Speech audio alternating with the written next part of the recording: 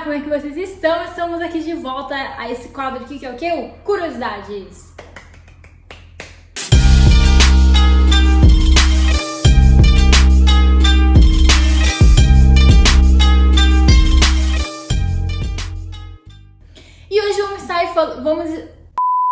E hoje vamos estar aqui falando sobre Tanabata. O que é o Tanabata? O Tanabata ele é uma data muito comemorativa aqui no Japão, que veio de origem chinesa, e eu vou contar pra vocês como que surgiu a história do Tanabata, beleza?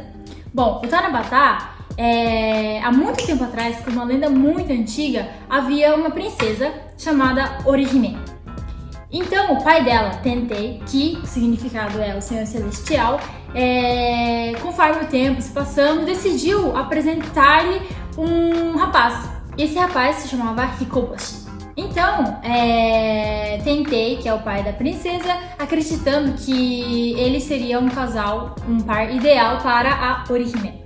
Então, Orihime e Hikoboshi se uniram e viraram um casal, e os dias foram se passando. Mas aí que está o X da questão. Tentei, olhando o jovem casal, ficou muito decepcionado, porque Orihime acabou esquecendo das suas responsabilidades e, bom, não fazia os deveres de uma princesa, certo? Então, Tentei, ele ficou muito furioso e ordenou que Hikoboshi separasse da Orihime e que morassem em lugares. Ele ordenou que eles morassem em lados opostos, né? Então Tentei, olhando a situação de Orihime, sua filha, a princesa, decidiu que um dia do ano pudesse encontrar com o Hikoboshi. E essa data é exatamente o dia de hoje, que é no 7º dia, no 7º mês do ano. Então, esse dia foi considerado como o dia que Hikoboshi e Orihime se encontrassem, que é o dia do Tanabata. Mas, havia um porém. O Tentei, pai da princesa, falou para os dois, né, que eles só poderiam se encontrar se, com uma questão, todos os desejos que viessem da terra para eles nesta data, que é no 7º dia do 7º mês, os dois juntos teriam que estar realizando. Então surgiu essa história de nós, irmãos aqui da Terra, escrever os nossos desejos, e como vocês podem ver, temos aqui um papelzinho aqui, né? Então a gente escreve nossos desejos aqui e pendura nessa árvorezinha aqui. Então é muito comum assim no Japão da gente ver pessoas escrevendo seus desejos assim nesses papelzinhos e pendurando nessa árvore, né? Tanto é que na escola, quando eu era pequena, nossa, a gente tinha bastante atividades assim, escolar, de, por exemplo, fazer bastante desenho, sabe? Atividades mesmo. E era muito, muito legal. A gente comemorava assim essa data, fazendo vários teatros, né? Contando a historinha assim de como que foi e tal. E é muito comum aqui. E é uma curiosidade interessante assim, né?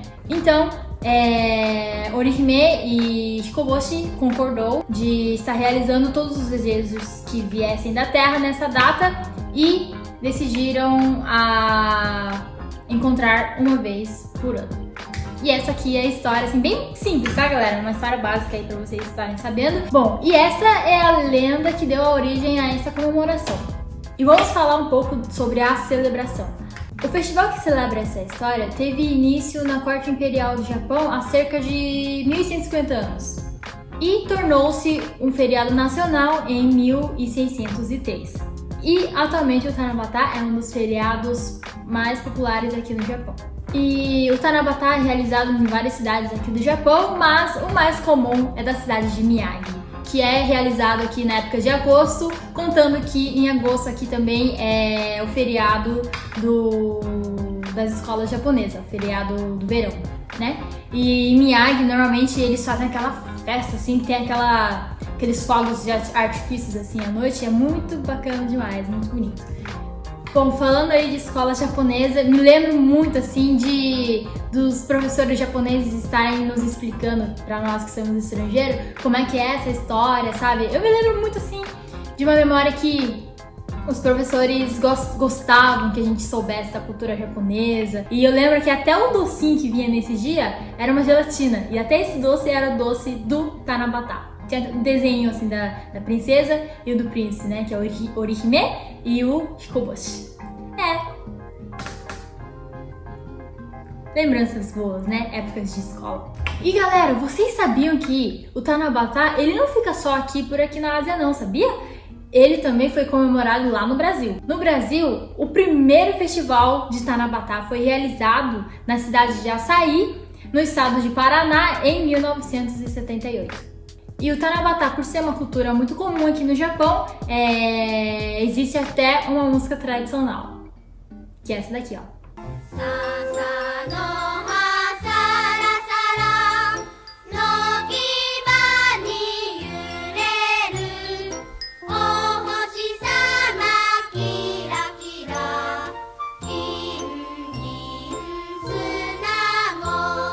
Outra curiosidade muito bacana aí, que também aqui no Japão, nas lojas assim, de conveniência também, a gente encontra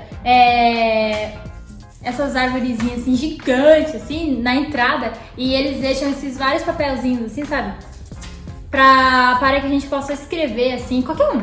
Quem entrasse na loja pode escrever e pode estar pendurando nessa árvore aqui, né? E é uma coisa assim que fica assim, pendurado, acaba sendo uma parte decorativa. Se você vier aqui pro Japão, ou se você mora aqui no Japão e ainda nunca fez isso, é interessante você fazer assim.